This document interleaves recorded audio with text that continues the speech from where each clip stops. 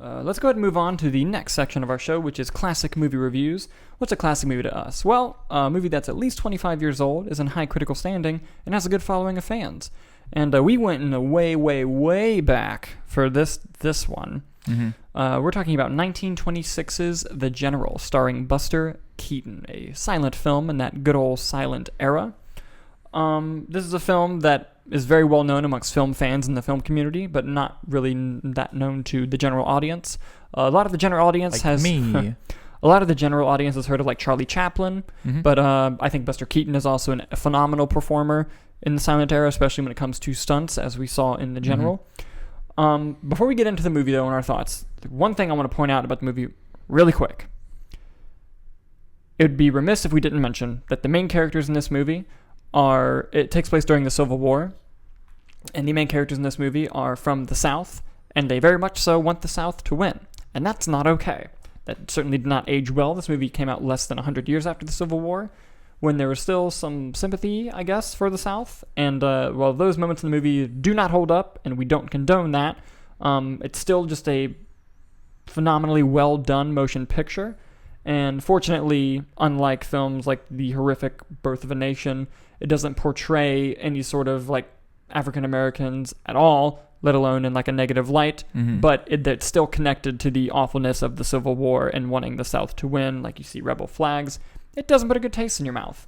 So it would just be weird if we didn't mention that. And it's definitely a huge negative impact on the film overall. But moving on from that, I really like the movie, and I don't mean to sound like remiss or rude. It's just that I think it's a very well-made picture, and I think that its characters, its stunts, its pacing, all done phenomenally, especially for a silent era film. So I'll go ahead and throw it over to you. Give me some positives about The General.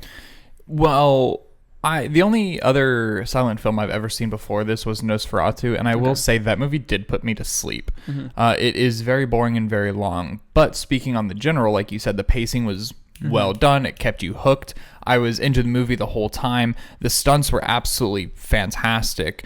Like, everything was done for real by Buster Keaton. Like, I've never seen... I mean, yeah, you hear about, like, Tom Cruise doing his own stunts, very, like, life-threatening stuff, but you also have to think about it, like, he's on cables.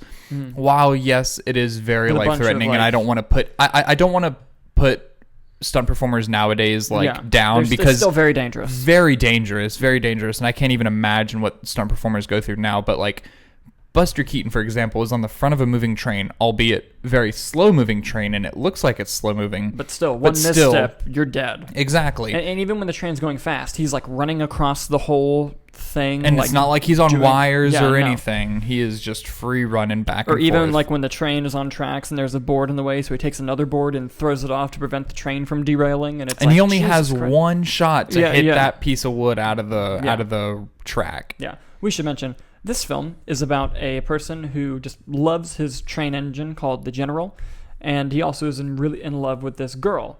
Her name is leaving me in the film. I think it's Annabelle. Yeah, but he doesn't love anything more than his train and this girl. And when the girl only kind of really seems to be into soldiers, she's kind of a bitch, but she's kind of just like, you should really go enlist into the army. And he tries to enlist, but they're like, no, we need people who know how to run trains. Know how to run trains, so we don't need you. But he really loves this girl, so he tries to, that's where the comedy kind of comes in with Buster Keaton. Great physical performance, by the way. And he comes in and tries to, swindle his way into getting into the army, and it doesn't quite work. But when his train gets hijacked from enemy troops in the movie, he now has an opportunity to not only prove himself as a soldier, but also get the train that he loves so much back. And that's where a lot of the action and stunts happen in this film. It's a train chase movie. Yeah, it's a chase movie, and it's phenomenally well done. Even the cinematography of just like the chase sequences themselves, like everything, and it's genuinely exciting. And this is like a 1920s silent picture. Which I love silent movies, but even for like a general audience, I feel like even a general audience could like watch this movie and find a lot of enjoyment out of it. Oh, I absolutely did. And not that I speak for the general audience, but I mean, that's kind of our dynamic, right? Yeah. Like you are the filmmaker, you have a film degree, like the technical aspect, whereas like I watch movies for the general enjoyment for it. Yeah. I can say I definitely enjoyed this movie. I will say you laughed at more the physical comedy than I did, but still very enjoyable movie, very funny movie, like you said, very physical comedy-esque, and you kind of have to be, especially with silent films, because we can't obviously hear you, so you have to portray, you have to be big, you have to be animated with what you do. It's almost like stage acting in a way. Yeah. And also, you kind of buy this lead character's journey that he's on. Like, you fully understand his desires, what he wants, and how he... And you kind of get a little piece of his intellect, how he's kind of clumsy, but that doesn't mean he's an idiot.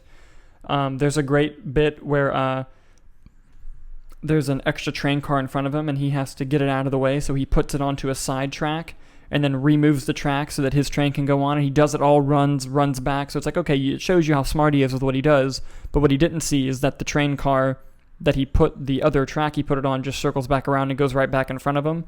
So he thinks he's won, and then he gets back into the car and it's still in front of him, and he has that moment of just like,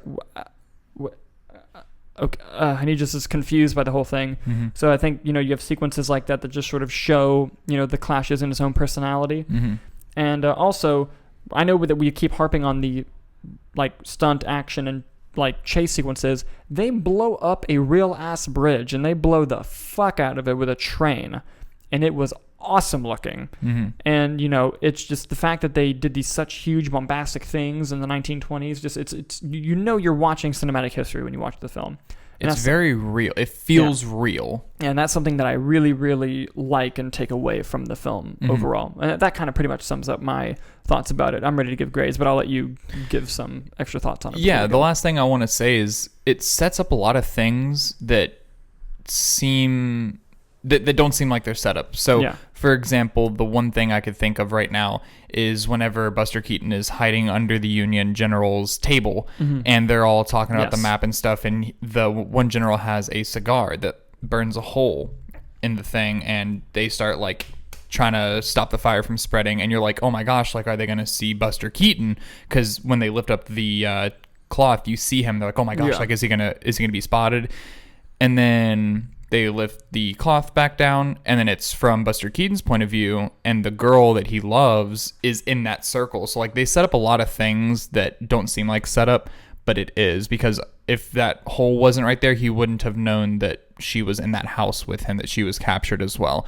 So, but that happens throughout the movie where they set up little things like that, and then there's a payoff for that setup, but it doesn't feel like it's setting up anything. It just feels like it's just the characters doing something and trying to move the movie along with what they're doing with their actions, but it doesn't feel like setup at all, and it feels very natural. Yeah, it does. It does feel very natural. That's a nice point. But what's your overall thoughts, overall grade for the film?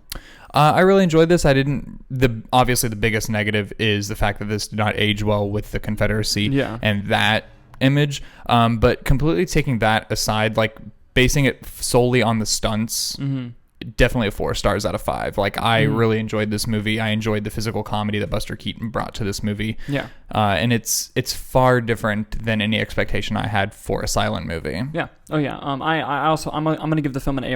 Okay. I think it's a really great film. I love it, especially when I first saw it. I saw it in one of my classes back when I was going to school. I really enjoyed the film. The one bearing it has is the, nice portrayal of the South. And honestly, I think if you just flipped that, then this is I love this movie even more than I already do. But it's just unfortunate that that's the perspective from it's being told. But I still think it is a classic movie, and there are way more offensive films in that era that could be watched, and I think this is one of the lesser ones, even though it would have been a crime for us not to mention. Oh, absolutely. It's a big factor of the movie that brings it down. But when you really dissect the movie, it's really about this guy who's trying to get this train back that he loves. Yes, exactly.